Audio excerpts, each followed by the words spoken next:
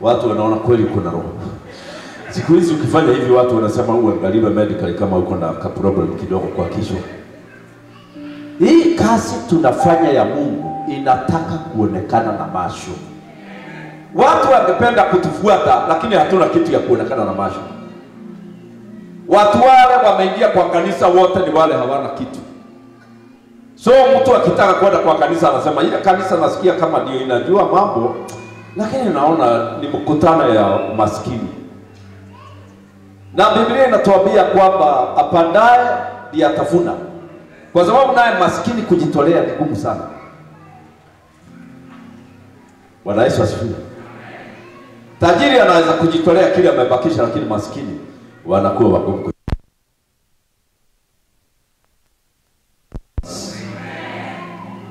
Biblia inasema hivyo ya kwamba chochote mwanadamu apandacho ndicho atafanya nini?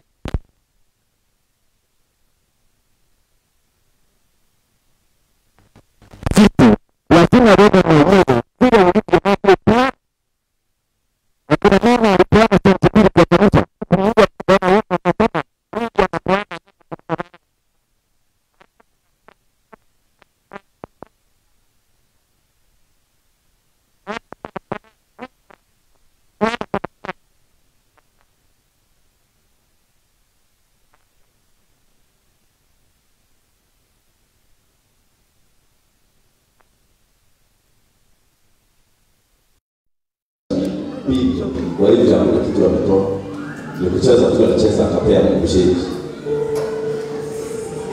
Amen. Na wale Mungu amebariki hapa duniani, hakikisha kuna kitu kinaweza kutetea wewe kama hiki. Unajenga hii kanisa kwa mimi wakati Mungu alinibariki. Niliambia mke wangu lazima tujenge vitu vitatutetea duniani. Tulijenga kanisa kama hili tukaambia watu msifanye fundraising, tutajenga. Tulijenga yote tukang'ang'ana mpaka ikakwisha. Sasa ukijaribu kuliingilia na tatema na kinyumba. Hakuna kitu unaweza kufanya. Sasa na wewe kama Mungu amekubariki, afanya kitu kikutetee. Amen.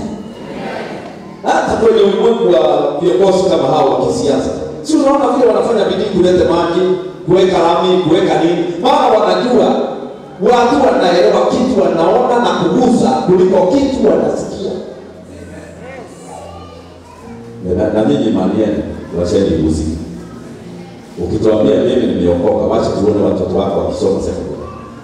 Si kutuambia nimeokoka, lakini watoto nilisema Mungu anasomesha. Hata Yesu alisomesha shule.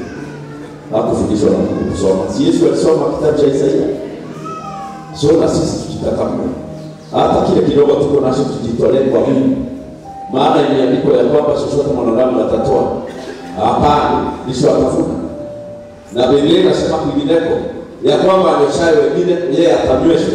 Bali pengine inasema apandaye na kuangalia mawingu hata pale. Kwa hiyo lazima usiangalie hali kile ulicho nacho. Kuna vita kama hizo.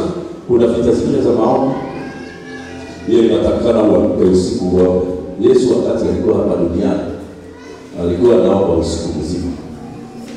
Kuna vita hauwezi kushinda na pesa.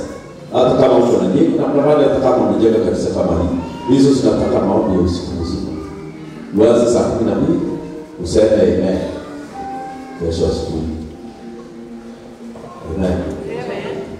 Yesu kuna siku moja aliomba usiku mzima. Mnakumbuka Luka ile? Alilala usiku mzima akiomba. Asubuhi alifanya nini? Alipoenda kwa mkutano, alichagua wanafunzi 12. Na hao wanafunzi ndio walituletea hii Biblia. So wakati unataka watu wakufanya kazi nao duniani, lazima uombe. Wanadamu ni deceptive. Kuna wanadamu wazuri mpaka wapewe madaraka, unakuta ni shaitani. Lakini akiwa hana madaraka, mnasema hiyo mtu ni mzuri, washa apewe madaraka. Sijui kama mnaonanga Murang'a kuna wanawake wazuri sana mpaka waolewe. Ndio unakuta ilikuwa shaitani. Lakini akiwa msichana watu wote wanasema huyo msichana, washa afanye harusi awekwe hii. Finished. Unasikia vile anaongea unaogopa. So ndio Yesu alispend the whole night prayer. Ndio ajue Haruni wangu na Huri ni nani? Ni nani nitachagua asimame na mimi? He prayed. Maana Masho aichagui vizuri. Wale vijana wako hapa, kabla uoe omba sana. Na mimi sikuambia ati uombe ndio usugumusiwe na Mungu. Na kuambia uombe ndio kisho yako kiamue kulingana na Mungu. Sio watu wote hapa mnaweza kusikia sauti ya Bwana. Lakini wote mnaweza kuomba na ukiamua kitu moyo yako iamue kulingana na vile Mungu anataka. So nitawasomea mahali kidogo tu, mistari michache. Alafu nikimaliza hiyo mistari tujitolee to support hii kazi ya Bwana 25th anniversary. Hata mimi nikitoka Nairobi nilikuja na kitu kidogo ya kutoa hapa kuambia George, kazi hii unafanya ni mzuri, lakini kanisa imekuwa kidogo. Imekuwa kidogo ama haijakuwa kidogo? Imekuwa kidogo. Tunataka ajenge balcony, tunataka apanue hii kanisa, ndio tunaweza kufanya mikutano mikubwa. Number 2, Mungu amebariki George na shamba iko hapa juu ya posta. Kuna shamba kubwa sana amepata hapo, amenunua, tumeenda safari na yeye. Akinunua na hiyo shamba nataka kutengenezea watu wa Murang'a mahali watakuwa wanaenda kuomba. Kwa sababu nimesikia watu wa Murang'a wanaenda Nakuru. Kule Rift Valley katika nyumba zile zimejengwa huko za maombi.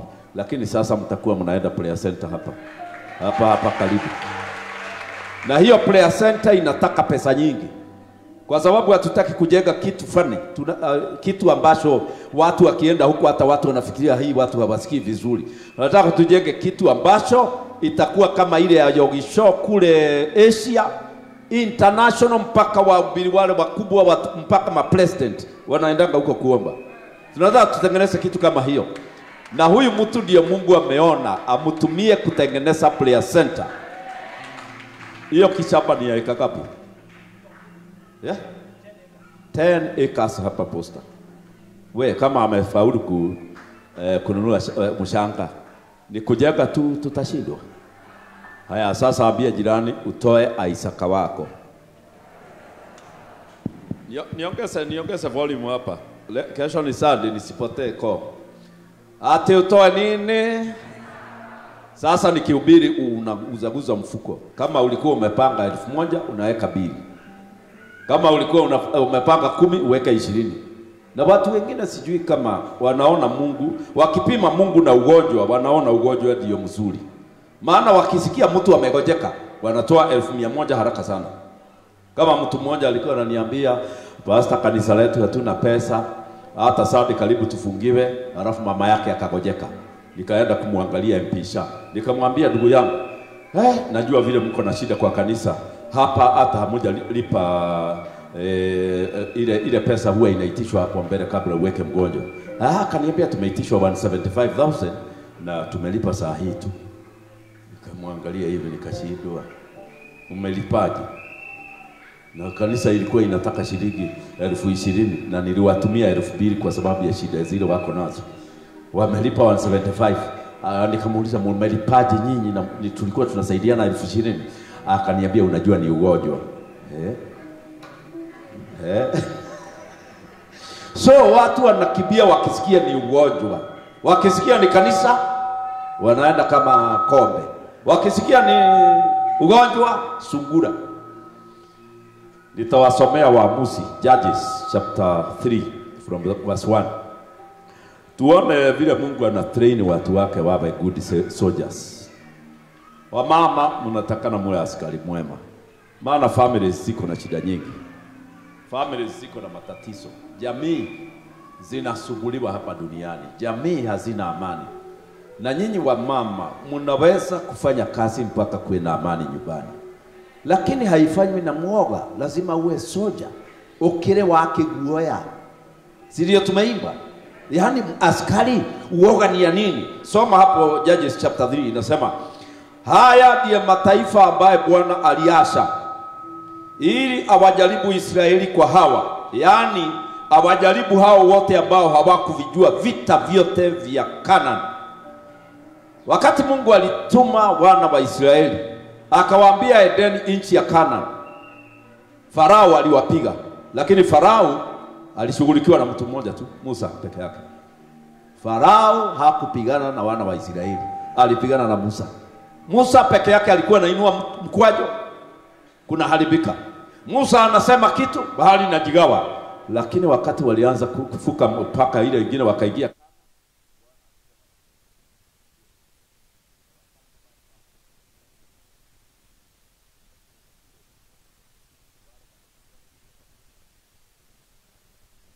unaambiwa sasa ni wewe. Sasa ikisemekana vita ni wewe utapigana, ndio unatakikana ujue Mungu anataka upigana namna gani. Vita za Mungu si kama za dunia. Hatutukanani, hatupigi watu na mikono, hatuongei vibaya, hatunyamazii watu. Vita za Mungu zinapiganwa na silaha za mbinguni: upendo, uvumilivu, utu wema, fadhili, vitu kama hizo. Bwana asifiwe. So Biblia inasema Mungu wakati aliwapeleka nchi ya Kana, kuna watu walisema sitaondoa wale watu. Na watu walikuwa naomba, Baba niondolee hii shida, tuondolee hii shida, tukachukua hii nchi, isipokuwa ni yule, isipokuwa ni wale. Lakini Mungu akasema sitawaondolea, nimebakisha watu hawa wawafundishe vita. Hakuna kitu kibaya kama Mkristo ambaye hajafundishwa vita. Kwa sababu vita ikitokea anakunywa pombe jioni hiyo. Ukimuuliza ni nini, anakuambia ni stress.